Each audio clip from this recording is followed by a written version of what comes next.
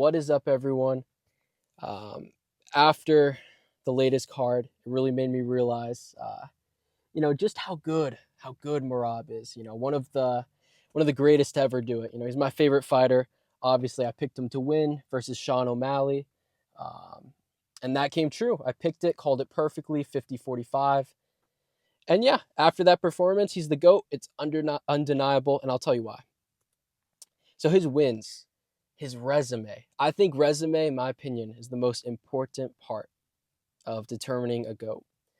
And his last 5 wins, Jose Aldo dominated Peter Yan, 50-45 him, embarrassed Cejudo, picked him up Hamzat style, dominated Sean O'Malley, embarrassed him, and he ended Marlon's win streak.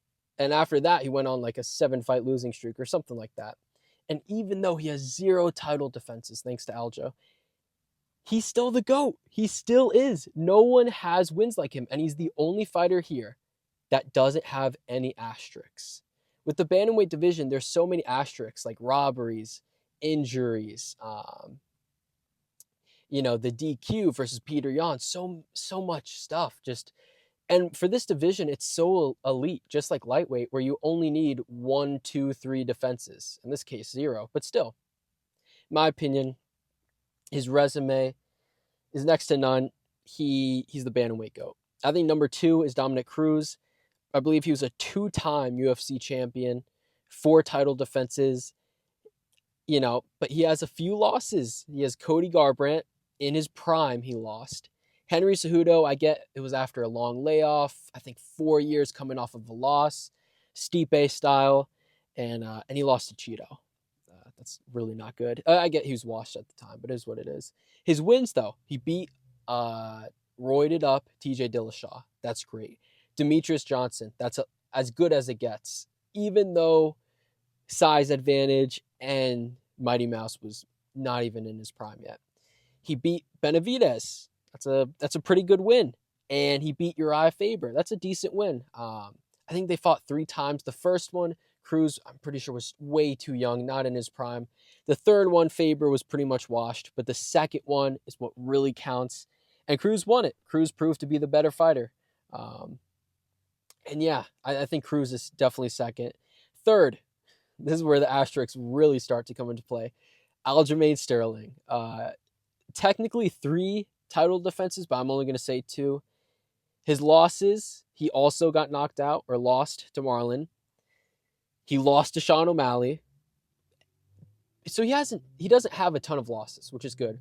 The problem is his wins, he didn't prove that he didn't separate himself from everyone else. All of it was like, oh, it's a split. It could go either way, even though I thought he beat Peter Yan in the second fight, and I thought he beat Henry Cejudo.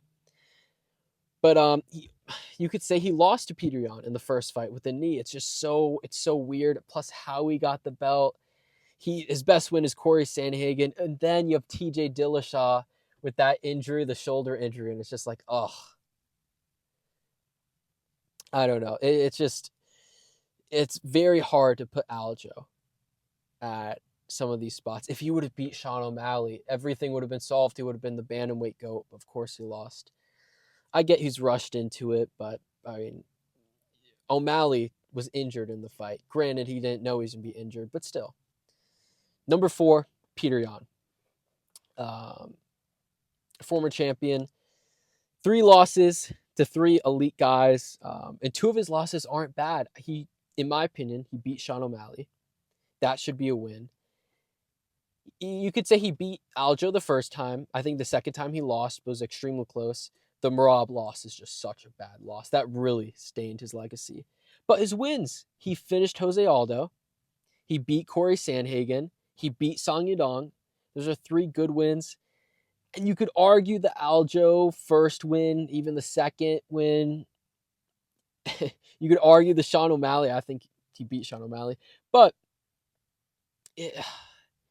I think that if the judges liked Peter Yan, he'd be one of the greatest fighters of all time, legacy-wise. But it's unfortunate if it's a close fight, it never goes his way. I really do feel bad. But yeah, I think he's number 4. Number 5, we got TJ Dillashaw. 3 title defenses. I'm pretty sure 2-time champion. He has quite a few losses though. Dominic Cruz, Aljamain Sterling. I get that has like an asterisk because of TJ Dillashaw, and he also was on roids. Henry Cejudo. He lost to him. I get it was a horrible weight cut. He beat Rafael, which is a decent win. His notable wins, though, the problem is they're not great. He doesn't have a ton of elite wins, and he has a few losses. I mean, Cody Garbrandt twice. Not the best win, honestly. He beat Barajo twice. At the time, that was as good of a win as you could get. I mean, in the bantamweight division. So I guess those are 2 good wins. Corey Sandhagen, you could argue he lost. I thought he lost. I'll have to rewatch it, but still. And he also beat Rafael. You know, they're 1-1. But yeah, I think he's number 5.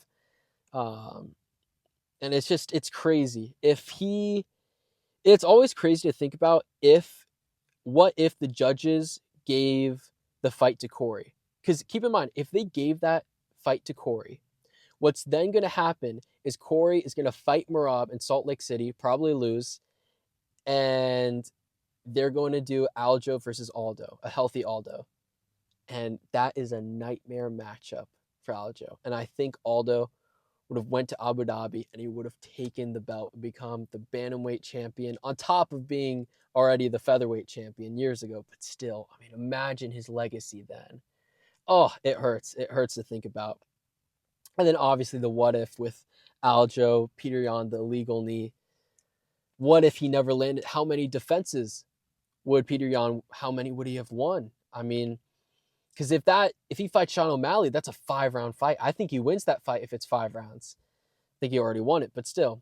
I mean, it's crazy to think about. But yeah, going back to it, I think I think Merab is the greatest bantamweight of all time.